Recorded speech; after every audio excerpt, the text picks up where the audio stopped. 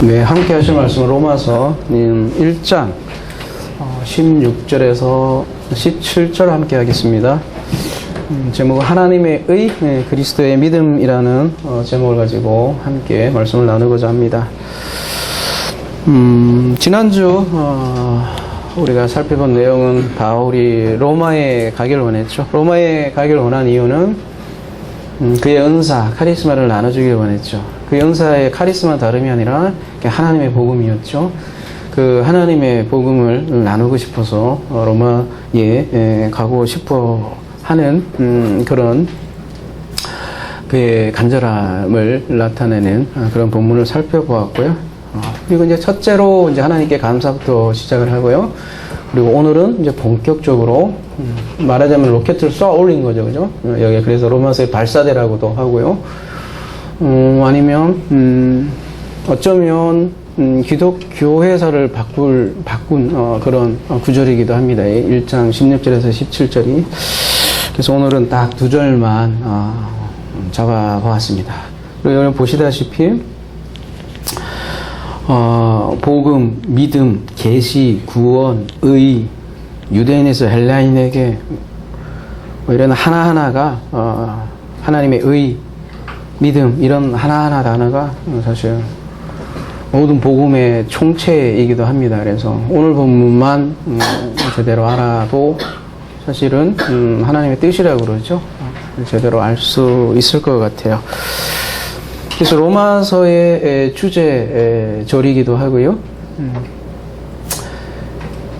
내가 복음을 전합니다 하고 첫째로 얘기하고 말하자면 복음에 대해서 다 언급을 하고 그 다음부터는 여기에 대해서 자세하게 설명하는 과정인 거예요. 그러니까 16절 17절에 사실 다 담겨 있고요.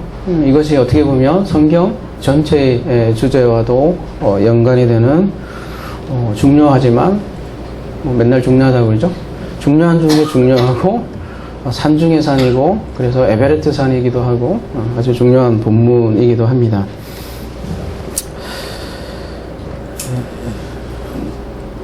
16절 내가 복음을 부끄러워하지 아니하노니 이 복음은 모든 믿는 자에게 구원을 주시는 하나님의 능력이 됨이라. 먼저는 유대인에게요 그리고 헬라인에게로다. 복음에는 하나님의 의가 나타나서 믿음으로 믿음에 이르게 하나니 기록된 바 오직 의인은 믿음으로 말미암아 살리라 함과 같으니라. 이 짧은 구절이 뭐간디야, 그죠? 기독교회사를 바꿔놨는지 우리 함께 살펴보도록 하겠습니다. 먼저 부끄러워하지 않는다라는 말로 시작을 합니다. 일종의 신앙 고백인데요. 예수께서 이런 말씀을 하세요. 마가복음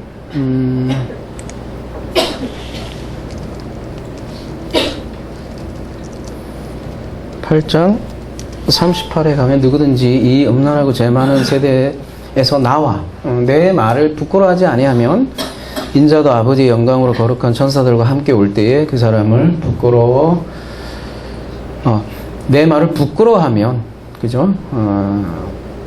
인자도 그 사람을 부끄하리라 이렇게 얘기를 하고 있습니다. 그래서 초대교회 신앙 고백이 이런 형태들이 있었습니다. 그래서 나는 부끄러워하지 않습니다. 우리 주님을, 우리 주님의 복음을 그런 고백들을 했는데요. 사도 바울이 그런 신앙 고백을 그런 표현으로 이렇게 얘기하는 거죠. 거꾸로 얘기하면 부끄러워하지 않는다.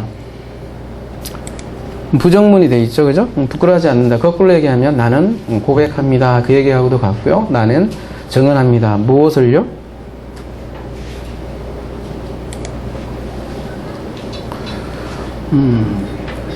이 복음은 모든 믿는 자에게 구원을 주시는 하나님의 능력입니다. 이러한 고백을 이렇게 하는 거죠, 그죠? 복음은 모든 믿는 자에게 구원을 주시는 하나님의 능력 이렇게 돼 있는데요. 원문을 그대로 보면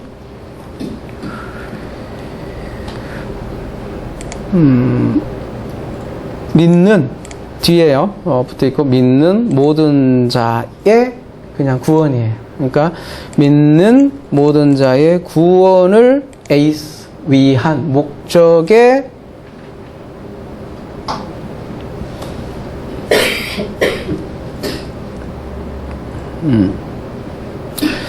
그러니까 복음은 모든 믿는 자의 구원을 위한 하나님의 능력입니다. 이렇게 본문은 얘기를 하고 있습니다.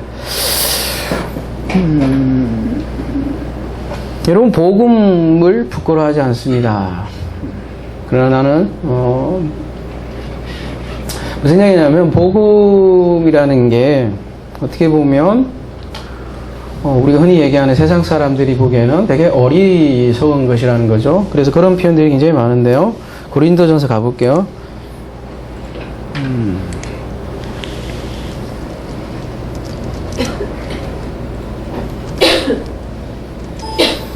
십자가의 도가 멸망하는 자들에게는 미련한 것이요 구원을 받는 우리에게는 하나님의 능력이라. 그러니까 십자가의 도가 멸망하는 자에게는 되게 미련한 것인데 구원을 받는 우리에게는 하나님의 능력이다. 이렇게 얘기를 하고 있어요. 십자가의 도라고 되어 있는데, 그죠? 도를 하십니까? 이렇게. 그 도라고 표현이 되는데 원어에는 로고스예요. 그죠? 십자가의 그 말씀. 도가 하나님의 말씀이기도 해요. 그죠? 십자가의 말씀이 하나님의 능력이다. 이렇게 얘기를 하는 거죠. 그리고 이렇게 내용이 많으니까요. 23절로 넘어가 보면, 우리는 십자가에 못 박힌 그리스도를 전하니 유대인에게는 꺼리끼는 것이요 이방인에게는 미련한 것이로되. 미련하게 보인다는 거예요. 그죠? 근데 오직 부르심을 받은 자들에게는 유대인이나 헬라인이나 그리스도는 하나님의 능력이요 하나님의 지혜입니다. 이렇게 얘기를 하고 있습니다. 아까 복음은 하나님의 능력이라고 그랬잖아요. 그죠? 근데 여기서는 그리스도는 하나님의 능력입니다. 하나님의 지혜입니다. 따라서 복음은 그리스도다라고 얘기해도 과언이 아니고요. 그래서 이런 수용 본문에 보면 이제 위에 거 얘기합니다. 우리 프로그램에서는, 그죠? 앞에 그리스도의 복음이라고 이렇게 들어가 있고요. 우리 개역 개정에는 이게 빠져 있는데, 그죠? 이게 후대 본문인데 그 복음을 좀 더 명확하게 하려고 뒤에 그리스도의 복음이라는 표현이 되어 있습니다. 그러니까 우리가 두 본문을 함께 보는 거는 그러니까 좀 이해를 돕는 차원에서 보는 거고요. 그러니까 바울은 부끄러워지지 않는데요. 왜냐? 자랑이기 때문이죠. 왜냐? 복음은 하나님의 능력이고 지혜이기 때문이라는 거죠.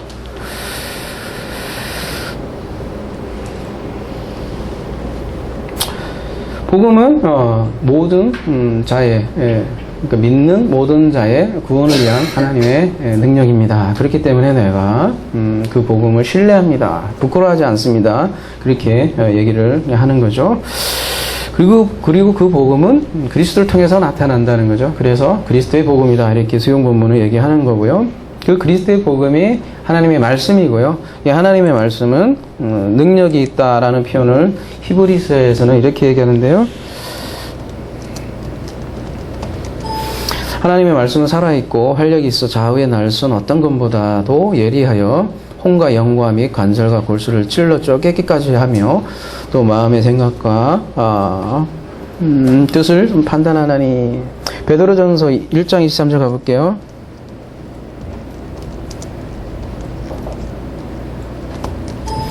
너희가 거듭난 것은 썩어질 씨로 된 것이 아니요 썩지 아니할 씨로 된 것이니 살아있고 항상 있는 하나님의 말씀으로 되었느니라. 이렇게 얘기를 하고 있습니다. 그러니까 복음은 어떤 단순한 메시지가 아니라는 얘기예요. 메시지를 넘어서 복음 자체가 능력이 있다라는 거예요. 이게 하나님의 능력이라는 게 복음이. 그래서 복음은 복음은 사람을 살린다는 거예요. 그리고 사람을 변화시키고 복음으로 인해서 말하자면 사탄이 제거되고 복음으로 인해서 하나님 나라가 도래한다는 거예요. 그래서 그리스도의 복음이 선포되는 곳에 구원이 이루어진다는 거죠. 그게 하나님의 전도 방법이다. 앞에는 이제 고린도전서에서 전도라는 말이 나와야죠. 전도에 미련한 그걸 할 때 전도가 하나님의 전도라는 거죠. 복음을 통한 구원을 그렇게 얘기를 하는 거죠. 근데 오늘 본문에서는 한 프로그램 쓰니까 좋죠, 그죠? 눈치챘는지 모르지만, 그죠? 제가 또 개발했습니다. 그래서 한 프로그램으로 왔다 갔다 하니까 좋더라고요. 옆에 지저분한 것도 없고요, 그죠? 깔끔해요. 네. 네, 깨알 자랑 해봤습니다. 근데 모든 믿는 자의 구원을 위한 하나님이라는 거죠. 그러니까 인종차별이 없다는 거예요. 먼저는 유대인이요, 그리고 헬라인에게다 이런 얘기는 유대인과 헬라인이면 뭐 세계 모든 민족을 다 포함하는 거 아니잖아요. 근데 여기에서 표현은 먼저는 유대인에게, 그리고 나머지는 그 나머지 모두를 그냥 헬라인이라고 지금 얘기를 하는 거예요. 표현이 먼저 유대인에게서 시작하고 그리고 모든 민족에게 나가는 그 복음을 얘기하는 거고, 이런 부분은 이제 로마서의 아주 중요한 주제이기도 하고요.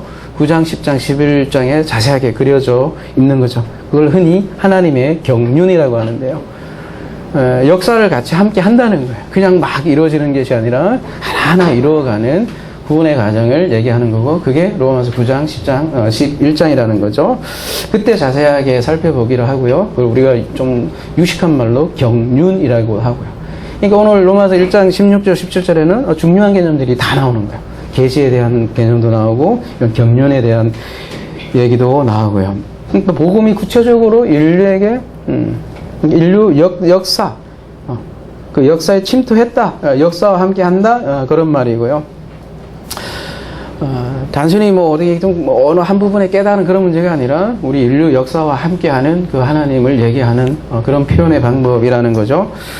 그래서 17절, 복음에는 하나님의 의가 나타나서 믿음으로 믿음에 이르게 하나니 기록된 바 오직 의인은 믿음으로 말미암아 살리라 한가 같으니라. 하나님의 의가 나타났습니다. 이 나타났다는 말이 조금 더 구체적으로 이해하자면 아포칼립토라는 단어를 쓰고 있는데요. 어디서 많이 본 거죠? 아포칼립토, 아포칼립시스, 그죠? 계시. 여러분 요한 계시록 할 때 이 단어를 사실 보았었어요, 그죠?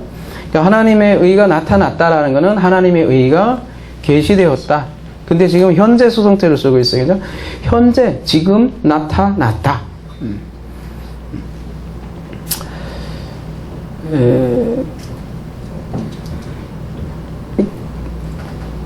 그러니까 이 나타났다라는 걸 뭐라고 의미를 하냐면, 아까도 얘기했지만 그 어떤 뭐라고 해야 되나요?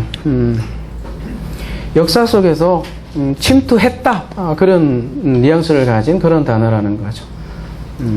추상적인 언어가 아니라 직접적으로 우리 역사에 관해서 침투해서 나타났다, 그렇게 얘기하는 거죠. 여러분 그 요한 계시록 때 잠깐 다뤘지만 아포칼리시스는, 계시라는 뜻은 덮개를 제거하다, 그런 뜻이에요, 그죠? 그리고 베일이 벗겨지다, 그런 뜻이죠, 그죠? 덮개를 벗긴다는 것은 이제 오후에 우리가 법계에 대해서 살펴보겠지만, 그 법계는 뚜껑이 있어요, 그죠? 그 뚜껑이 딱 열리면 그 안에 하나님의 말씀이 있는 거죠, 그죠? 그래서 그 말씀이 드러났다, 베일이 벗겨졌다는 거죠. 말씀의 베일이 벗겨지는 것을 아포칼립토 되었다, 이렇게 얘기를 하는 거죠. 그 말씀이 겉으로 보면 문자하고, 그죠? 십계명으로 볼 줄 몰라도 그 안에 하나님의 언약이 담겨 있고 그 뜻이 밝히 드러났습니다 라는 게 아포칼립토라는 거죠. 근데 이스라엘 백성은 그냥 그 도를, 그러니까 그런 하나님의 언약으로 이해하지 못했고, 어떻게 하든 그 계명으로 자기가 지켜서 나가야 할 어떤 법으로 생각을 했다라는 거죠. 그게 일종의 선악 지식나무가 되었던 거죠. 근데 이제 하나님의 의가 나타났다. 이제 하나님의 의가, 그 베일이 벗겨졌습니다 라는 표현이죠. 그래서 밝히 드러났습니다, 그렇게 얘기를 하는 거고요. 우리가 요한계시록 이렇게 얘기를 하지만, 요한계시록을 그래서 어떻게 보면 노스트라다무스의 어떤 예언록처럼 생각을 사람들이 많이 하지만, 우리가 요한계시록을 다뤘는데 사실 엄밀히 얘기하면 요한계시록이라기보다는 그리스도의 계시록, 그리스도 계시록이라고 말씀드린 것 같아요, 그죠? 그리스도가 나타났다. 그리스도의 계시라는 것은 그리스도의 복음이라는 얘기도 이라는 거죠. 그러니까 요한 계시록도 말하자면 복음이에요, 복음. 그 복음을 어떤 묵시록적 언어로, 그죠? 상징과 비유와 그런 것들이 잔뜩 가득한 그런 형태로 우리에게 알려진 복음이라는 거죠. 그때 살펴본 게 우리 아포칼립스 계시라는 거예요. 그래서 복음 안에는 하나님의 의가 계시되었다는 게 계시. 여러분 계시라는 의미가 여러 가지 함축되어 있지만 깨달음이 아니라는 거예요. 복음은 자기 어떤 깨달아온 철학도 아니고 하나님에 의해서 계시된 내용이 복음이라는 거죠. 하나님의 의가 무엇이냐 이게 이제 굉장히 중요한 오늘 본문에서 가장 중요한 부분이기도 하고요. 많은 뭐라고 해야 되나요? 여러분 뭐 주석서를 보면 싸워요. 감론을 박한다고 하나님 의는 이거다 저거다 이거다 저거다 많이 하는데 크게는 두 가지 갖고 싸워요. 그죠? 네가 맞네 내가 맞네 이렇게 많이 싸우는데요. 한번 봅시다. 우리는 이것을 어떻게 이해해야 되는가? 디카이오스네 가르는 이제 앞에 왜냐하면이니까 앞에 가야 되는데, 그죠? 이 중간에 들어가 있다는 건 디카이오스네를 지금 강조를 하는 거고요. 사도 바울이. 근데 어떤 디카이오스네냐? 하나님의, 그죠? 소유격이고요. 그죠? 근데 여러분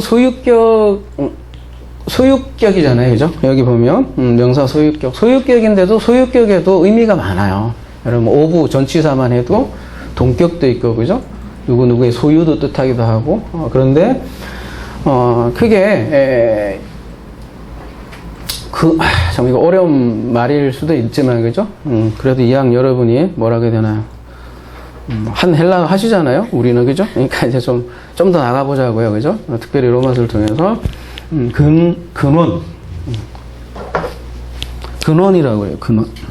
근원을 나타내는, 소유격이다. 이런 말을 해요. 그게 무슨 얘기냐면, 어디에서 비롯됐냐? 그 얘기예요. 이 근원의 소유격이라는 거는. 그래서 첫 번째 우리가 살펴볼 게 근원을 나타내는 소유격으로 이걸 보자고요. 일단은 학자들은 싸우지만 우리는 사실 다 맞는 얘기인데 서로 싸우는 부분도 있다는 말이죠. 아무튼 하나님으로부터 비롯된 의라는 거예요. 그러니까 하나님의 의 이러면 여러분 광범위하잖아요. 그죠? 잘 안 와닿기도 하고. 근데 우선 문자 그대로는 하나님께로부터 난 의라는 얘기예요. 쉽게 얘기하면. 안 쉽나요? 아무튼 그러면 거꾸로 얘기하면 더 쉽게 얘기하면 인간의 의가 아니란 얘기예요. 쉽게 얘기하면. 그러니까 인간의 의와 대비되는 하나님의 의. 그러니까 사람의 행위로 인한 것이 아니라 어떤 죄인에게 주어지는 선물로서의 의. 그거를 하나님의 의라고 얘기를 하고요. 값없이 주는 의라고 얘기를 하고요. 로마서의 많은 부분에서 그렇게 의를 설명합니다. 잠깐 그 본문에 가서 더 자세하게 보기로 하고요. 오늘은 그냥 간략하게 보도록 하겠습니다.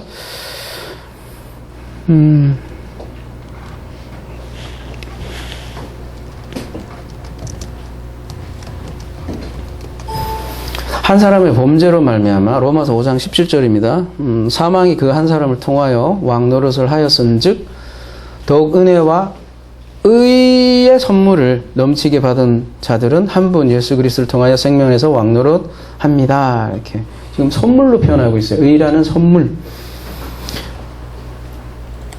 그런즉 한 범죄로 많은 사람이 정죄 이런 것 같이 한 의로운 행위로 말미암아 많은 사람이 의롭다 하심을 받아 생명에 이르렀느니라. 한 사람이 순종하지 아니함으로 많은 사람이 죄 있는 것 같이 한 사람의 순종하심으로 많은 사람이 의인이 되리라. 그러니까 하나님의 의인데 그 의의 수혜자가 인간에게 있는 거예요. 여기에서는 근원의 소유격으로 보면요. 무슨 말인가 할지 모르겠는데요. 요거 다른 소유격, 다른 이 소유격을 보면 여러분이 무슨 얘기인지 이해가 될 거예요. 그러니까 수혜자가 인간이라고 여기는. 그러니까 그래서 요렇게 쓰이는 로마서에 쭉 보면 이거 흔히 얘기하는 법정용어로 많이 쓰인단 말이에요. 이 의가 무슨 얘기냐면 당신은 무죄입니다. 땅 하는 개념이 의라고 의라고요. 성경에서 말하는 의. 로마서 8장 33절 가볼게요. 누가 능히 하나님께 택하신 자들을 고발하랴. 누군가에게 고발했어요. 그죠? 법정 용어예요. 근데 의롭다 한 거예요. 누가요? 하나님이. 그렇다는 얘기예요. 이게 하나님의 의라는 거죠. 그 짜다큰데요. 히브리어로는요. 그죠? 신명기 가볼게요.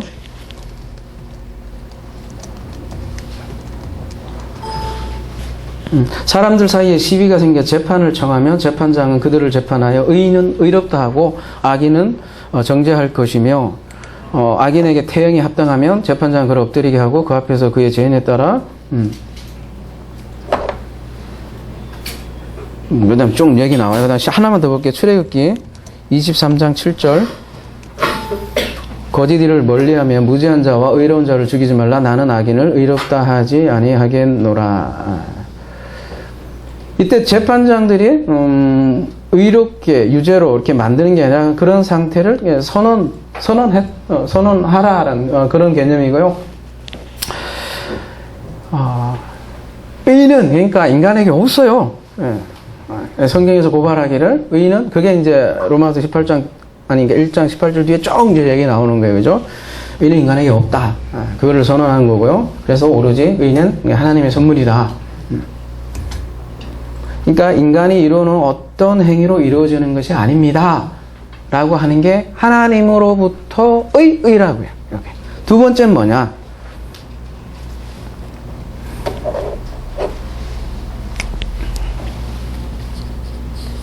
어렵죠, 오늘은? 그죠? 죄송합니다. 주격적 소유.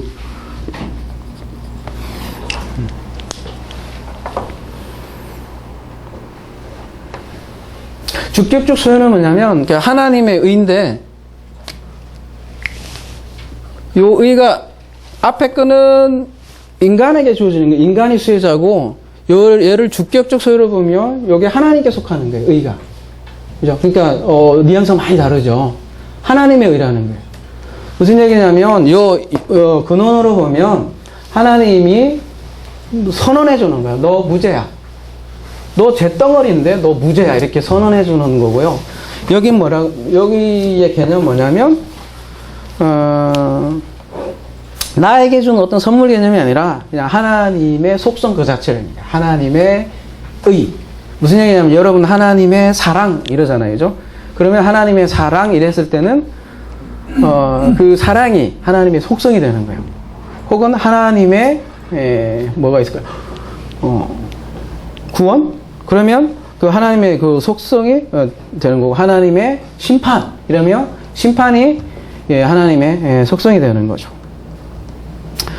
그러니까 이 주격적 소유격으로 보면 하나님의 속성 그 자체를 얘기한다고요. 하나님의 의. 근데 왜 이렇게 볼 수 있느냐면요. 제가 왜 이렇게 복잡하게 얘기했냐면 루터가 본 거는 첫 번째 거예요. 근데 이제 오늘날 신학은 그게 아니라 이거다라고 대세로 밀고 가고 있어요. 여러분. 추세 자체가. 그게 아니라 이신칭을 얘기하려고 한 게 아니라 그냥 하나님의 의. 이걸로 지금 많은 뭐라죠? 학자들이 밀고 간다고요. 그럼 우리는 뭘 볼 거냐라고 지금 보는 거잖아요. 그죠? 왜 이쪽으로 밀고 가냐면 시편 98편 1절 볼게요.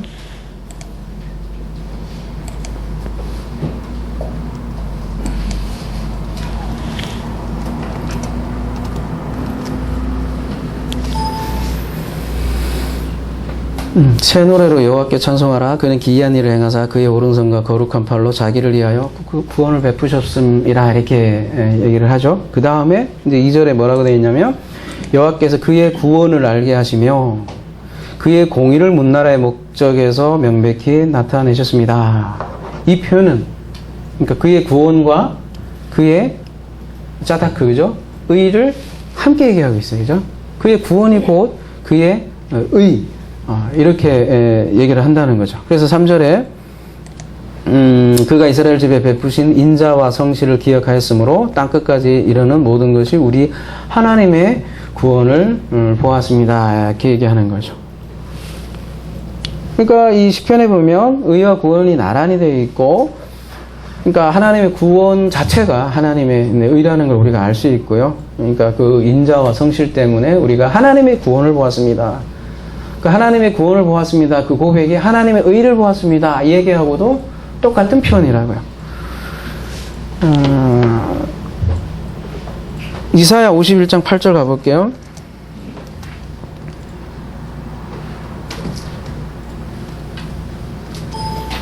옥같이 좀이 그들을 먹을 것이며 양털같이 좀벌레가 그들을 먹을 것이나 나의 공의는 영원히 있겠고 나의 구원은 세세 미치리라. 그러니까 나의 공의와 나의 구원은 같은 말을 지금 하는 거죠. 그러니까 구약은 이렇게 나의 공의와 구원을 이렇게 나란히 놓는 게 대단히 많고요. 그러니까 하나님의 의는 하나님의 구원이기도 하고요. 하나님의 의는 하나님의 다른 면에서는 하나님의 심판이기도 한 거죠.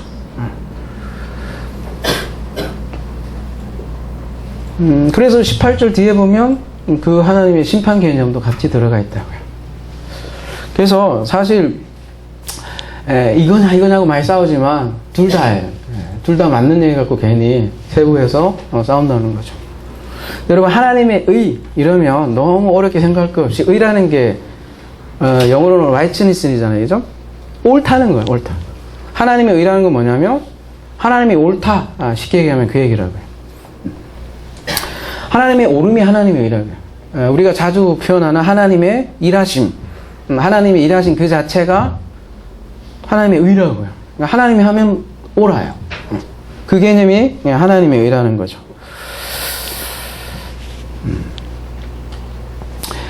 오늘 말씀에 의인이라는 말이 나오는데, 그죠? 오직 의인은 이러니까요, 그죠? 의인하면 우리가 뭐라고 생각을 하냐면 어떤 완벽한 인격? 그런 쪽으로 생각을 할까요? 그죠?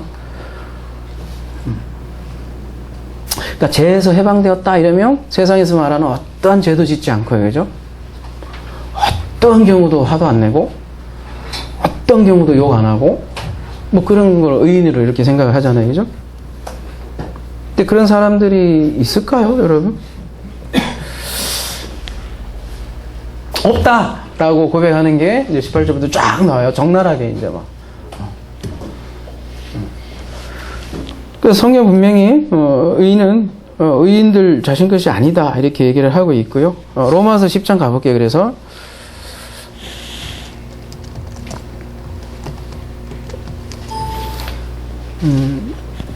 하나님의 의를 모르고 자기 의를 세우려고 힘써 하나님의 의에 복종하지 아니하였느냐. 유대인에 대해서 얘기를 하는 거잖아요, 그죠?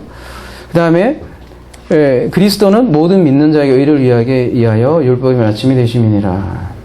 그 얘기는 유대인들은 하나님의 의를 몰랐다는 얘기예요, 지금.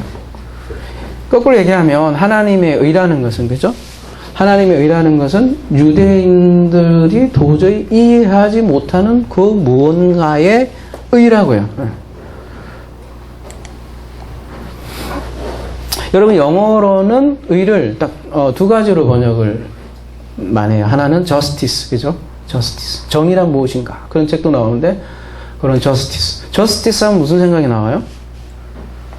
근데 세상에 그죠? 어떤 뭐라 하게 되나요? 뭐 분배, 공평 뭐 이런 거에 justice, 그죠? 벌 받는 놈은 벌 받을 놈은 벌 받고 뭐 그런 개념의 justice.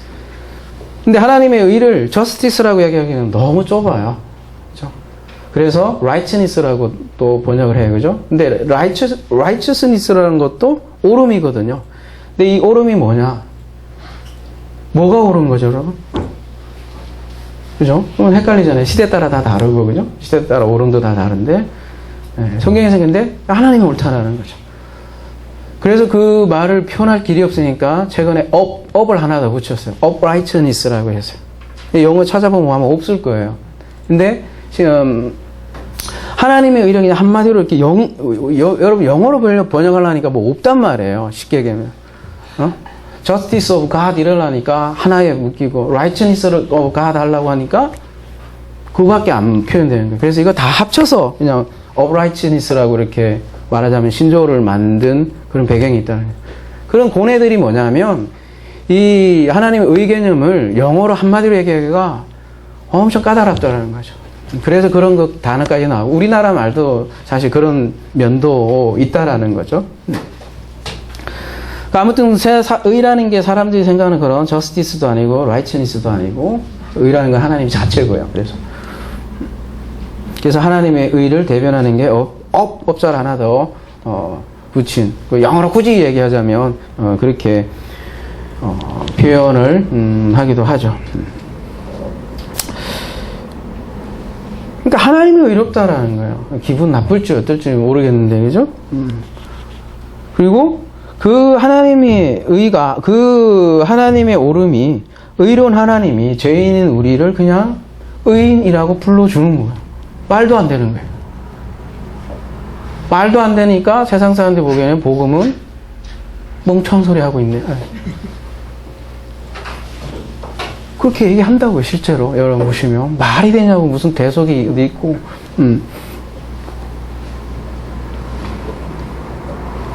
성경이 전체가 그래요. 하나님의 일하심이에요. 그리고 그 자체를 의라고 하고, 그 하나님의 일하심으로 넘겨준 의, 그걸 이제 그림으로 표현하는 게 여러분 가죽 옷 입혀주는 거 있죠? 상체 처음부터 나와야죠. 내 옷 벗기고 가죽 옷 입히시고, 또 우리 오후에 이제 법계 보겠지만 그 가시나무 위에 금으로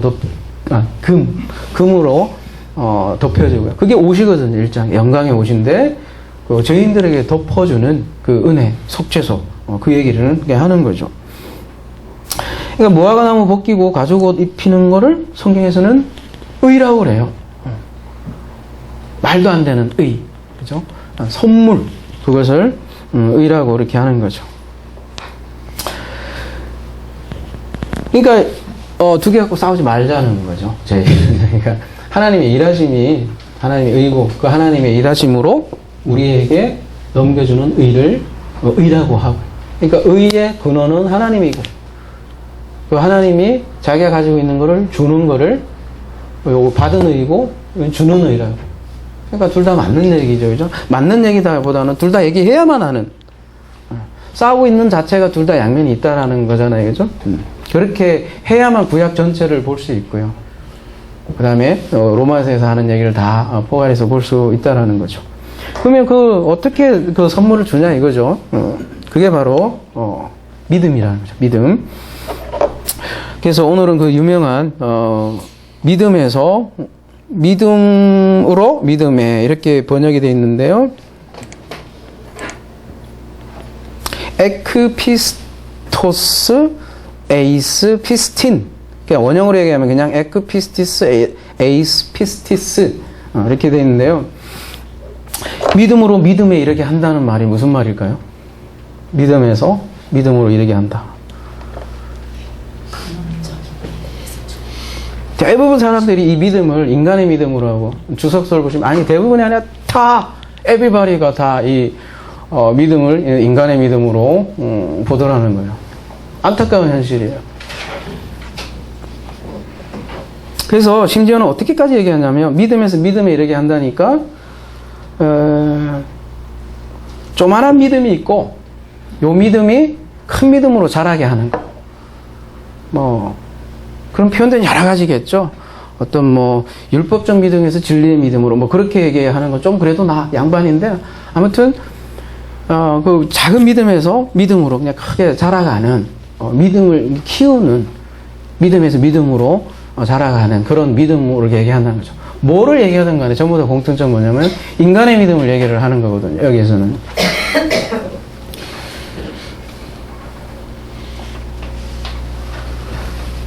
오늘 제목을 그리스도의 믿음 앞에는 하나님의 의라고 되어 있잖아요, 그죠? 그래서 미안하지만 성경에서 나오는 모든 단어의 주어는, 근원은 하나님이라는 거죠. 기도도 그렇고요, 하나님의 기도고, 사랑도 그렇고 하나님의 사랑이라는 거죠. 믿음도 하나님의 믿음이에요. 왜 그런지도 한번 계속해서 한번 살펴보도록 하겠습니다. 이유가 있어야 될 거 아니에요, 그죠? 그리고 믿음에서 믿음으로 이룬다 이렇게 표현이 되어 있지만 이룬다는 자체 때문에 이게 자꾸 이루려고 하는지 모르겠어요, 그죠? 조그마한 믿음인데 점점 키워야 되는 거예요, 그죠? 믿습니다 하면 나중에 큰 믿음 된다는 거잖아요. 큰 믿음 교회도 있네, 그러고 보면, 그죠? 에크피스티스 에이스피스티스 없어요. 이렇게 한다는 말은, 그죠? 그러니까 무슨 얘기냐면 피스티스로부터 from 에이스 피스티스, 그러니까 일종의 이제 관용구라고 하면 from to 이렇게 되겠죠. 믿음으로부터 믿음까지 그렇게 되는 거죠. 그죠? 그러니까 그대로 번역을 하면 믿음으로부터 믿음을 위하여 하나님의 의가 지금 나타났습니다. 그 얘기를 하는 거예요. 그러니까 처음 믿음으로 시작해서 나은 믿음으로 믿음의 성장을 말하는 게 아니에요, 이게. 그러니까 믿음으로부터 믿음을 목적으로라는 말은, 그러니까 그 가운 됐어.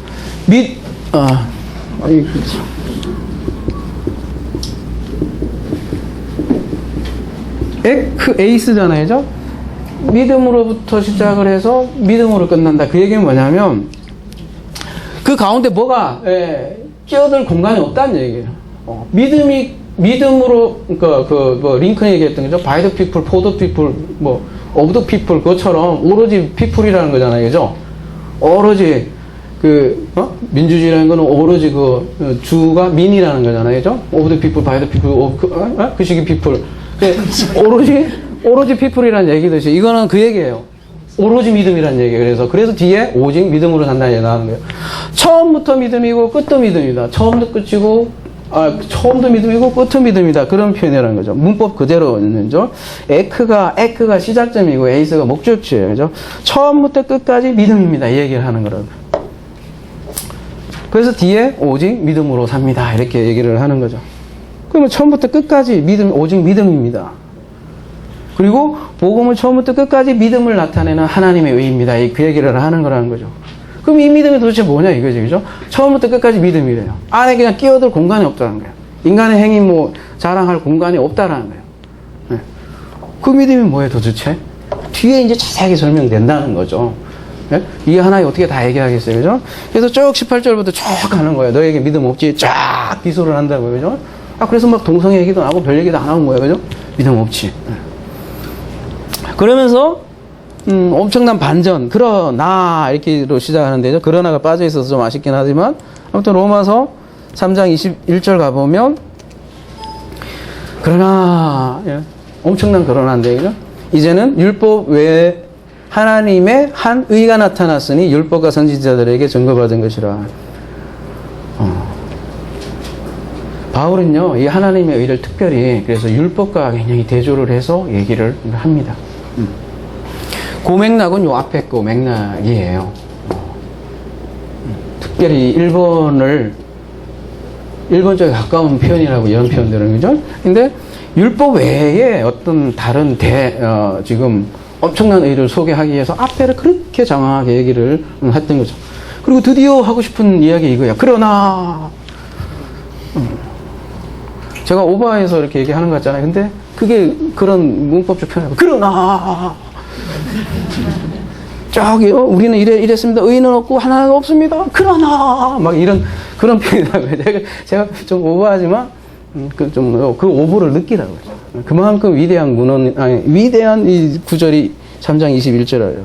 그러나, 이제 율법 외에 한 의가 나타났습니다. 그러니까 율법 말고 다른 의가 나타났다는 거죠. 그게 뭐냐는 거죠. 그래서 바로 곧 예수 그리스도를 믿음으로 말미암아 모든 믿는 자에게 미치는 하나님의 의인이 차별이 없습니다. 이렇게 얘기하죠.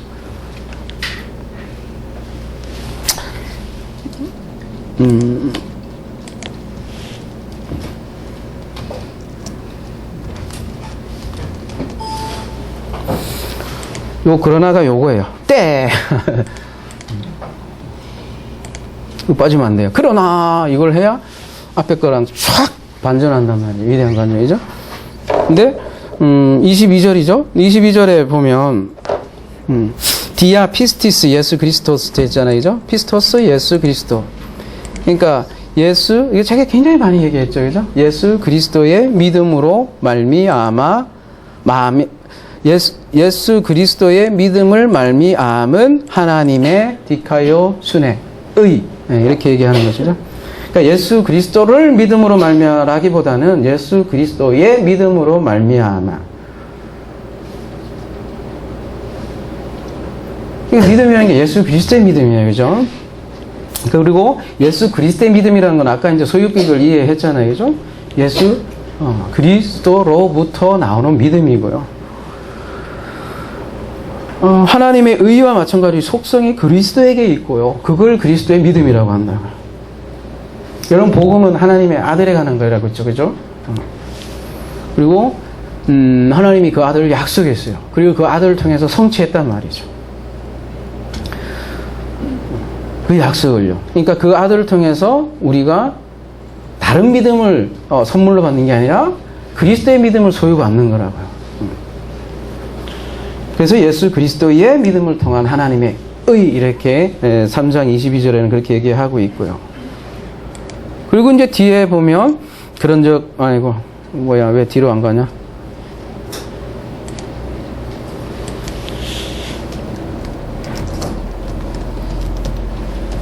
모든 사람이 죄를 범하였으며 하나님의 영광에 이르지 못하더니. 모든 사람이에요. 모든 사람이 옆길로 빠졌다는 거죠. 근데 그리스도 예수 안에 있는 성령으로 말미암아 하나님의 은혜로 값없이 의롭다 해줬다. 이게 이래요. 안 의로운데 말하자면 그냥 의로운 자라고 얘기를 하는 거라는 거죠. 그러니까 사람들에게는 믿음이 없다는 얘기예요. 쉽게 얘기하면. 그죠? 근데 그리스도를 통해서 하나님의 은혜로 값없이 의롭다 법정으로 땅 선언했다는 거죠. 그 사람은 의인이라고 한다고, 성경에서는. 그러니까 세상 사람들 보면 말이 안 되잖아요. 그죠? 뭔가 착하고 선하고 구제 잘하고 완벽하게 법을 지키고, 그죠? 뭐 그런 거 있잖아요. 여러분 딱 떠오르는 그런. 성경에서는 그거 의인이라고 안 해요. 오히려. 그래서 그 죄인들의 현실을 설명하기 위해서 18절부터 쭉 길게 서술하는 거죠. 왜 그 길게 설교해서? 믿음은 하나님께 있다. 여러분, 믿음이 피스티스잖아요. 신실하다는 뜻하고도 똑같아요. 구약에는 실제로 신실하다는 뜻이 훨씬 더 많아요. 그러니까 하나님은 미쁘다 이런 얘기 들어봤죠. 미쁜 게 뭐예요? 이쁜 것도 아니고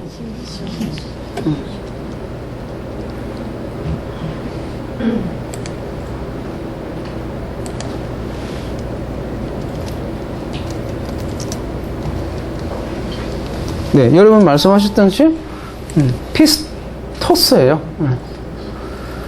너희를 부르신 이가 피스토스입니다. 그가 그러니까 또 이루십니다. 그러니까 부르신 이가 믿음이다 이런 얘기가 너무 어려우시면 부르신 이가 신실입니다. 부르신 이가 신실합니다. 그 얘기예요.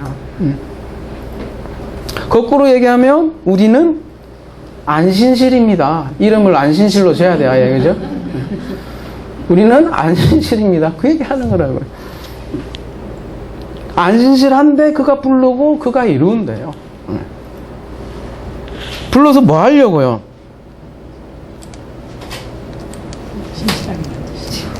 고린도전서 1장, 그죠? 안신실을 안자를 빼려고요. 그죠? 너희를 불러 그의 아들 예수 그리스도와 우리 주와 더불어 교제하게 하시는 하나님은 피스토스입니다. 이렇게 하나님이 미쁘십니다라는 뜻이 그래서 피스티스예요. 그죠? 그러니까 너희를 부른 이가 신실하고 그래서 우리를 그리스도와 교제하게 한다. 그거를 한마디로 의라고 얘기한다. 제가 이제 시간을 줄이기 위해서 써놨는데 그죠? 의라는 걸 한번 얘기한 적이 있는데 뭐예요? 양이에요. 그 다음 밑에 나, 아자예요. 둘이 합쳐진 게 의라고 얘기를 한단 말이죠.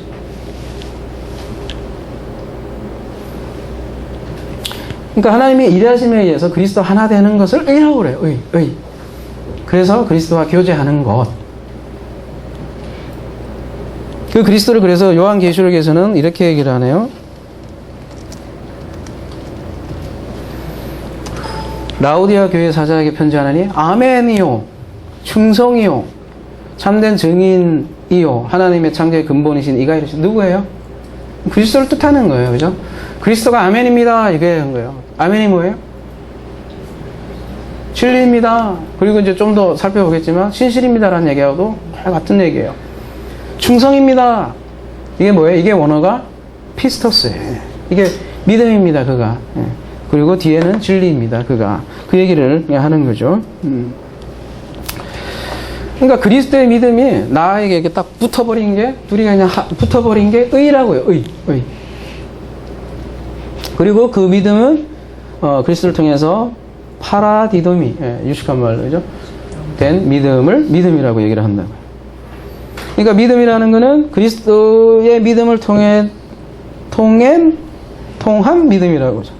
그러니까 자기 믿음 아니라고요, 여러분. 자기가 얼마든지 믿을 수 있어요, 그죠? 자기가 생각하는 그 우상이라고 그러죠. 그 우상으로 얼마든지 믿는다고 할 수 있다는 거죠.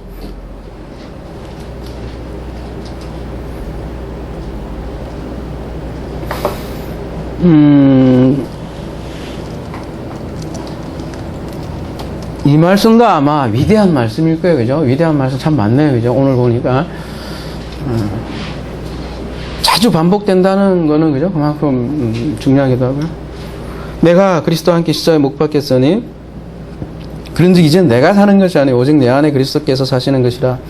이제 내가 육체 가운데 사는 것은 나를 사랑하사 나를 위하여 자기 자신을 버리신 하나님의 아들.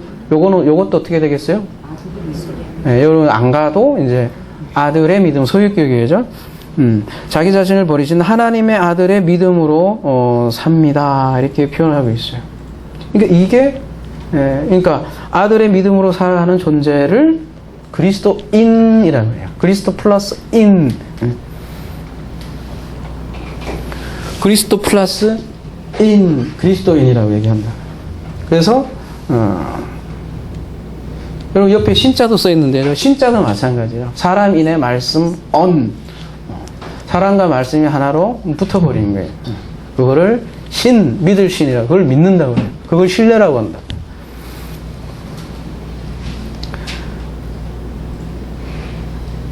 그러니까 그리스도와 연합된 믿음을 성경에서는 믿음이라고 하고, 그거를 그리스도의 믿음이다 이렇게 얘기를 하는 거죠. 그러니까 오늘 본문으로 다시 돌아가 보면 오직 의가 나타납니다. 믿음, 처음부터 끝까지 믿음입니다. 그 얘기고요. 처음부터 끝까지 믿음이라는 것은 하나님으로부터 시작된 믿음이 그리스도의 믿음을 에이스 목적으로 해서 그의 믿음을 만들어 갑니다. 그 얘기라고요. 그러니까 앞에 하나님의 믿음이 그리스도의 믿음으로 가게 합니다. 그 얘기라고 해도 마찬가지고, 하나님의 믿음이 믿음으로 이르게 합니다. 그리스도의 믿음으로 이르게 합니다. 너무 어려우면 하나님의 신실함이 그리스도의 믿음으로 목표로 가고 있습니다. 그렇게 이해하셔도 괜찮다는 거죠. 그게 하나님의 의예요. 그리고 하나님의 목적이, 그러니까 하나님 일하심의 목적이 그리스도의 믿음이다 이렇게 얘기를 하는 거고. 그러니까 이 그리스도의 믿음을 통한 의를 성경에서 계속해서 얘기하고 있고, 요거는 율법을 통한 의와 천지 차이다. 그걸 계속해서 로마서가 기술해 가고 있고요. 그래서 믿음을 율법과 계속해서 대조를 한다는 거죠. 아까 여기 갈라디아서죠. 그래서 요 말을 하고 바로 이어서 율법 얘기를 안 할 수가 없죠. 그죠? 내가 하나님의 은혜를 패하지 아니하노니 만일 의롭게 되는 것이 율법으로 말미암으면 그리스도께서 헛되이 죽으셨느니라. 이렇게 바로 붙여서 얘기를 하죠. 그죠? 똑같은 맥락으로 빌립보서 가볼게요. 3장 9절. 그 안에서 발견되게 하미니 내가 가진 의는 율법에서 난 것이 아니요 오직 그리스도. 요것도 어떻게 되어 있겠어요? 그리스도의 믿음으로, 피스티스가 앞에 있고 뒤에 소유격 그리스도의 얘기죠. 그리스도의 믿음으로 말미암은 것이니 그 믿음으로 하나님께로부터 난 의입니다. 하나님께로부터 난 의, 아까 이게 근원의 소유격이라고 얘기하는 거예요. 그죠? 그래서 바울은 계속해서 그 자기 의와 그리스도의 하나님의 의를 계속해서 대조하고 있더라는 거죠. 그러니까 처음부터 끝까지 믿음입니다. 그 얘기예요. 믿음에서 믿음으로, 어떤 작은 믿음에서 큰 믿음으로 이런 게 아니라 그 중간에 껴들 틈도 없는 거예요. 하나님을 시작해서 하나님이 끝냅니다. 그 얘기예요. 그래서 처음부터 끝까지 믿음입니다. 그게 뭐예요? 오직 믿음으로. 그 얘기예요. 그 얘기를 뭐 잘못 따라 들어갖고 모르겠어요. 오직 믿음으로 얘기를 해도 좀 결이 다를 수 있고, 그죠? 오해가 될 수 있다는 거죠. 그 오직 믿음으로. 그래서 이런 얘기를 하는 거죠. 기록된 바, 오직 의인은 믿음으로 말미암아 살리라 한과 같으니라. 이거 하박국에서 인용한 거죠, 그죠? 하박국 2장 4절이죠. 가볼게요.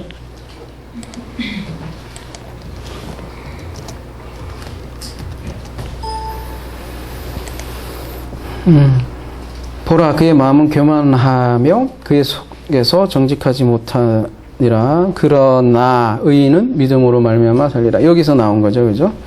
예, 여기요. 자데크, 에무나, 하야, 이렇게 세 단어로 이루어진 본문이에요. 그리고 여태 믿음으로 번역된 단어는 에무나예요. 에무나.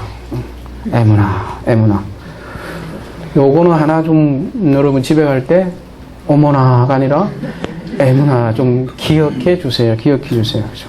이게 아멘에서 나오는 어근이 아멘이에요. 아멘. 에무나가 무슨 뜻이냐면 옆에 밑에 보시면 여러분 이게 믿음이라고 번역이 사실 돼 있지만 버티다라는 거예요. 견고하게 버티다. 밑에 더 가보 확고함이라고 돼 있잖아요. 이제 이게 영어로 말하면 스테디라고 얘기하고 있고요.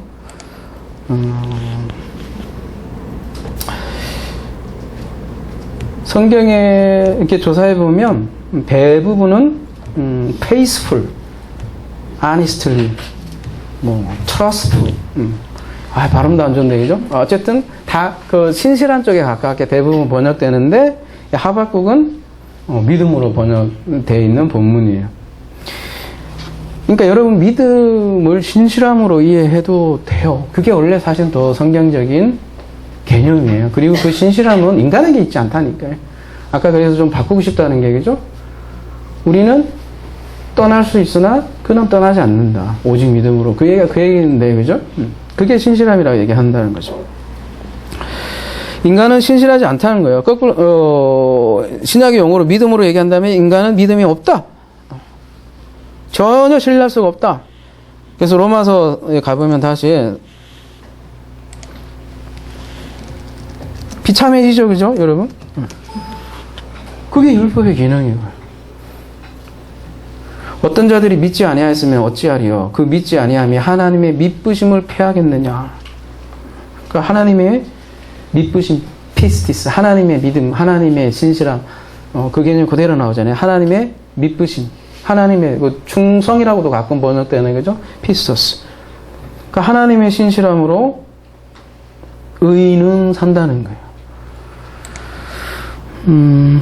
여러분 70인역에 가보면요. 70인역을 어떻게 봅니까? 이렇게 얘기를 하시는데 여기 가보면 시간 강의에서 안 하죠. 통합 성경이라고 있어요. 여기 가보면 70인역이 나와요. 거기에 가보면 뭐라고 번역이 되어 있냐면 그러나 의인은 나의 믿음으로 말미암아 살리라 이렇게 되어 있어요. 70인역은 다시 그러나 의인은 나의 믿음으로 말미암아 살리라. 70인역은 이렇게 되어 있습니다. 그러니까 70인역은 나의, 헬라어로 얘기하면 뮤가 삽입되어 있어요. 그러니까 신실함이 누구에게 속한 걸로 번역이 되어 있어요? 하나님께요. 그애로 번역이 안 되어 있고요. 그죠? 우리가 여러분 바울의 시대에 바울은 어떤 성경을 봤을 것 같아요? 여러분이 생각할 때? 70인역이에요. 70인역을 봤는데 70인역을 봤는데 그러면 이 본문을 봤을 거라고 그죠? 나애라고 번역. 근데 마소라 사본에는 그의 지금 우리의 뭐라고 하죠? 문법도 3인칭으로 되어 있잖아요. 그죠? 마소라 사본은 그의로 되어 있다. 그러면 사도 바울은 나애도 아니고 그의도 아니고 그냥 오직 그냥 믿음으로 살리라 이렇게 딱 진술을 했다고요. 나애도 빼버리고 그의도 빼버리고 그죠?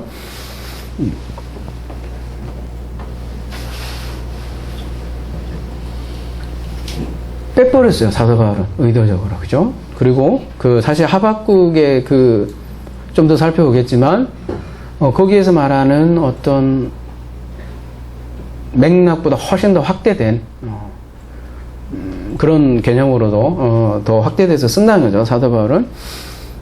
근데 이 믿음이 그의 믿음으로 살리라 이렇게 한다면 바울이 전체적으로 얘기한 바겠죠. 거꾸로 그 나애가 하나님이 아니고 자기라며 그죠. 오직 의인은 나의 믿음으로 산다. 지 믿음으로 산다. 이렇게 얘기할 수가 있냐고요. 사도 바울이. 전체를 보시라고요. 그죠? 어딜 봐도 지 믿음으로 산다는 얘기 없잖아요. 그죠? 그러니까 이 믿음은 앞에를, 아예 그냥 원초적으로 맞서라 하고, 지식력이 있는 걸 다 빼버리고, 그냥 믿음 그 자체로, 사도 바울은 기술을 했다는 거죠. 하나님의 의가 먼저 나오는. 네? 하나님의 의가 먼저 나오는데, 하나님 의가 일하시겠다는 그 말씀이잖아요. 그럼 하나님이 믿음이 되는 거죠, 그러면. 네. 예. 아무튼, 내가 죽은 후에만이 그 믿음이 나타났습니다. 네, 예, 말씀 끝나고 같이 더 얘기하기로 하고요. 예. 맞습니다. 맞고요. 네. 하나님의, 그러니까 이 믿음은 그리스도의 믿음이고요. 그래서 나와 하나된 믿음이라는 거죠. 여러분, 하박국 여기 내용을 뭐 다 설명할 수는 없지만, 아까 우리 찬양도 불렀잖아요. 그죠? 망한 거예요, 유다가. 망하게 됐어. 근데 그 망하는 게 어떻게 망하냐면, 더 나쁜 놈 때문에, 더 나쁜 놈을 통해서 망하는 거야.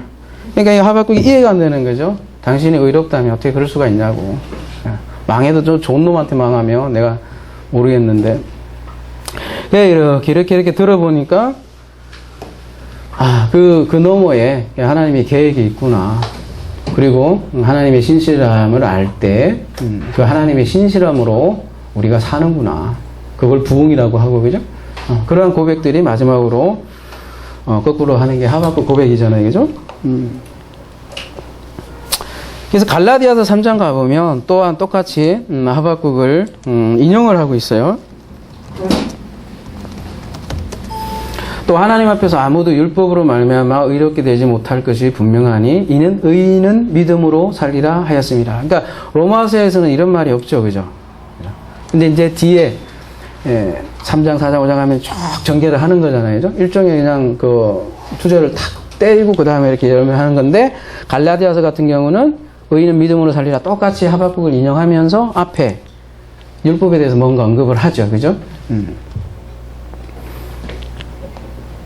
사실 하박국이 고백한 거는 하나님 신실한 그 자체인데 사도 바울은 그 진실함을 하나님의 신실함을 뭐라 해야 되나 율법과 관련해서 좀 더 뭐라 해야 되나 자기 언어를 더 구사를 한 거죠. 그죠?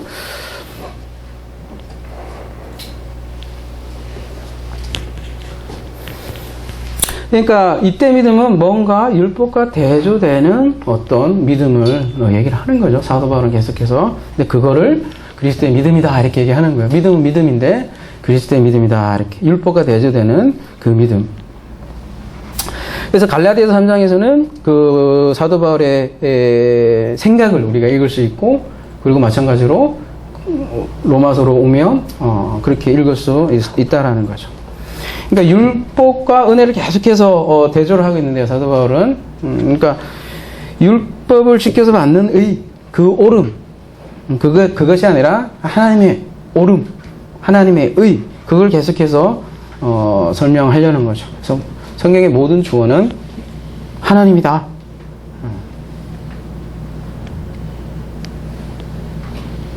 인간은 신실하지 않다. 충성되지 않다. 이렇게 고백하는 거예요. 아까 그 에무나 가보면요. 출애굽기 17장에 처음 나온대요. 저 모세의 팔이 피곤함에 글씨가 이래갖고 가볼게요. 다시.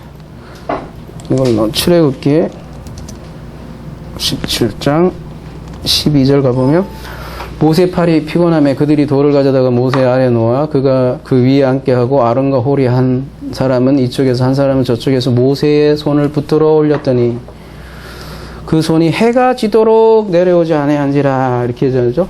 요때 내려오지 아니한지라가 에무나예요.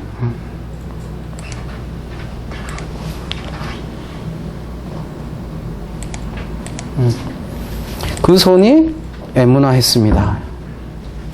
무슨 얘기예요? 내려오지 않는다는 얘기는 거꾸로 얘기하면 아까 스테디라고 그랬죠. 그죠? 버티다.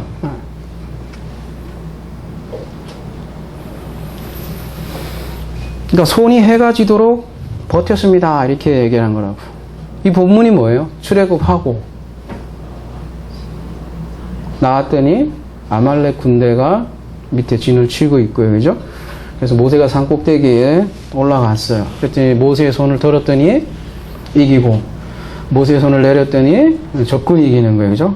그래서 모세는 두 사람의 도움을 받아서 계속해서 버틴 거죠. 그죠? 둘이 모세의 손을 붙들고 있었고 계속해서 버텼다는 거죠. 그러니까 이게 에무나예요, 원래. 출애굽기 17장에서는요. 그죠? 그러면 네가 버티면 승리할 것이다라는 거죠. 그러니까 오직 의인은 그의 믿음으로 살리란 말은 오직 의인은 그의 버팀으로 살리라 이 말하고도 같다는 거죠. 그러면 또 그러면 인간이 이렇게 버텨요? 한번 우리가 17장 읽을 때 이 모세를 어떻게 보냐 따라 다를 수 있잖아요. 그죠? 모세는 여러분 그리스도를 모형하는 인물이라고 그랬어요. 그죠? 그래서 그의 손이 신실했습니다. 그 얘기하고도 같은 거예요. 그의 손이 버틴 거예요. 그죠? 그러니까 출애굽기 17장에서 하고자 싶은 건 하나님의 전쟁이거든요.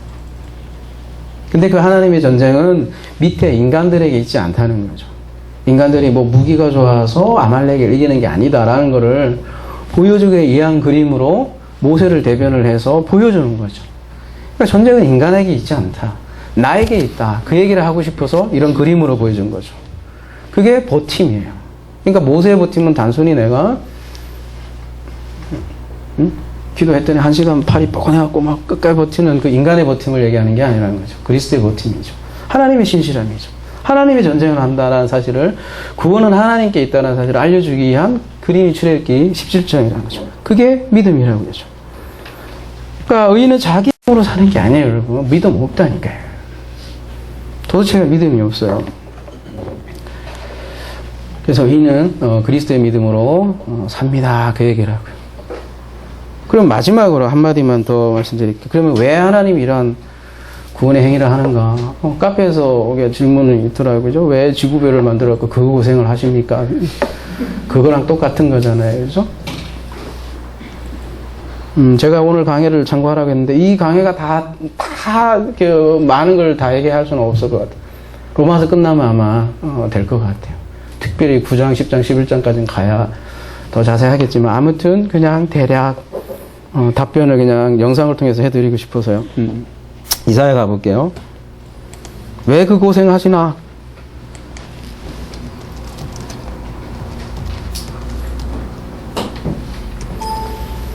내 이름을 위하여 내가 노하기를 더디할 것이며 내 영광을 위해서 내가 참고 너를 멸절하지 않으리라. 딴 이유 없어요. 내 이름을 위해서입니다.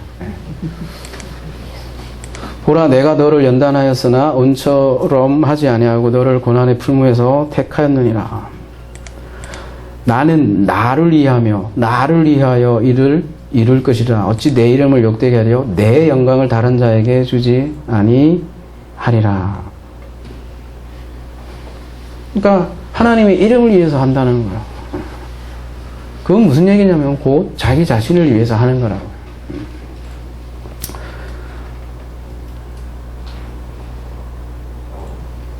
그 부분을 좀 더 많이 진행을 해야 될 것 같아요. 얘기를. 그게 뭐냐. 저쪽 로마서 9장 가야 이제, 그죠?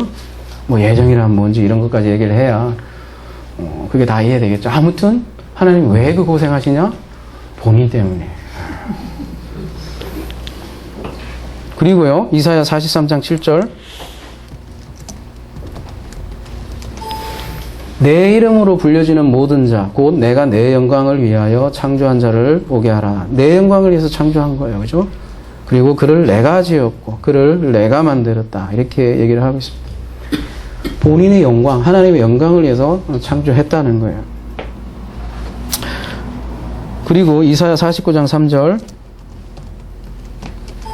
내게 이르시되 너는 나의 종이요 내 영광을 내 속에 나타낼 이스라엘이라. 그리고 그 내 영광을 내가 이스라엘에게 나타낼 것이다. 나 때문이고 그 내 영광을 이스라엘 통해서 나타낼 것이다. 이렇게 얘기를 하는 거죠. 왜요? 왜 이스라엘이에요, 그러면? 신명기 가볼게요. 여호와께서 너희를 기뻐하시고 너희를 택하시면 너희가 다른 민족보다 수요가 많기 때문이 아니라 너희는 오히려 모든 민족 중에 찌질이 중에 찌질이고 나 중에 이게 그 사사기도 가보면 군사들을 다 내보내요. 그래서 300명만 하는 게 뭐 위대한 용사라 그런 게 아니라 다 제껴놓고 때가 한다는 거 보여주기 위해서 아예 그냥 작심하고 다 줄였다는 거죠. 이스라엘 왜 택했냐? 찌질이 중에 찌질이고 거기서 능력을 나타내니까 나의 능력이지 이 소리를 듣게 만들려고 가장 작은 자를 택했다는 거죠. 왜? 나 때문에. 너무 심했나요? 이스라엘 분들에게 미안한걸? 뭐 그냥 하여튼 여러분 알아듣기 위해서 그렇게 얘기한 거니까요. 그죠?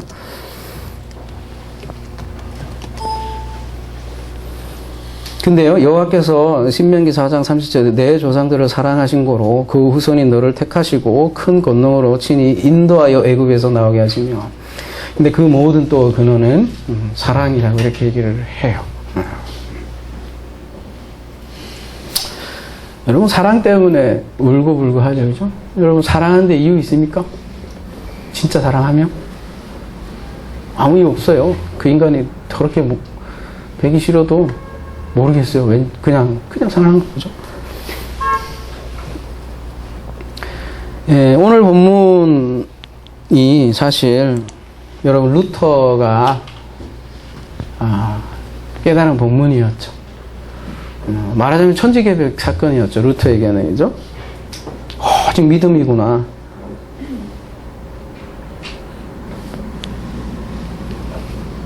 그리고 종교개혁이라고 하죠. 우리가 흔히 얘기하는, 그죠? 본인이 의도하지는 않았겠죠. 그 하나의 작은 단초 때문에 솔라피데라고 하죠. 그죠?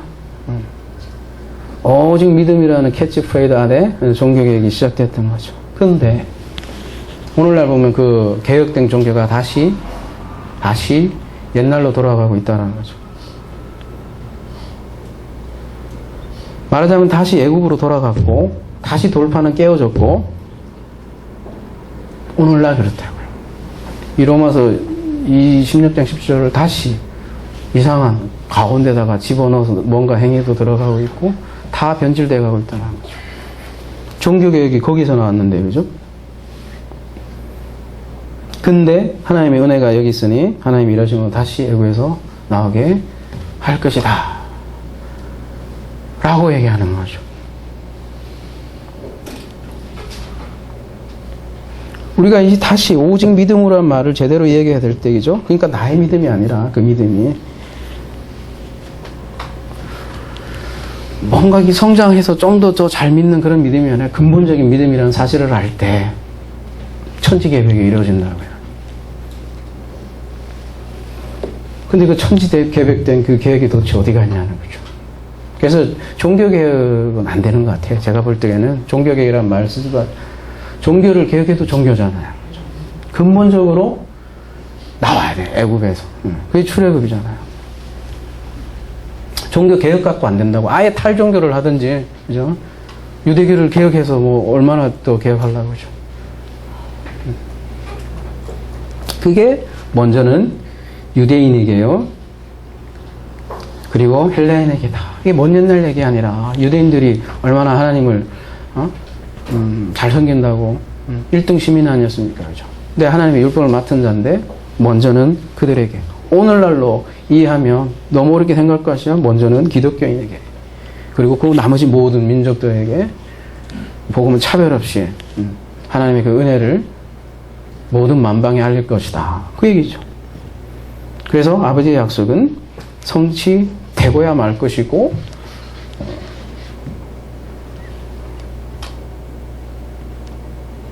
그래서 출애굽 얘기도 옛날 얘기 아니라 이 시대에도 출애굽이 시작될 것이다.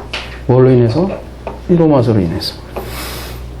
말씀을 정리하겠습니다. 그래서 하나님의 영광을 이스라엘에게 그래서 나타냈고요. 또 그리스도에게 나타냈고 제자들에게 나타냈습니다. 그리고 모든 이에게 그 영광이 나타날 거고요. 그게 물이 바다 덮은 같이 그의 영광이 가득할 것이다. 그의 영광이 생육하고 번성할 것이다. 그래서 카페 분은 뭐 지구별을 얘기했지만 뭐 우주별이라도 할 상관없고요. 온 우주에 가득하게 될 것이다. 이 하나님의 경륜이요. 어마어마한 프로젝트 가운데 우리가 지금 여기 이 땅에 있다는 거죠. 그리고 그 하나님의 영광은 대대로 미칠 것이라는 거죠. 그래서 그가 그의 이름을 위해서 창조했다는 거죠. 그리고 그가 이루어나갈 거고 우리는 그 가운데 있고 우리는 그 영광에 참여할 것이라는 거죠. 이러한 은혜가 우리 하나사랑 가운데 가득하기를 기도합니다.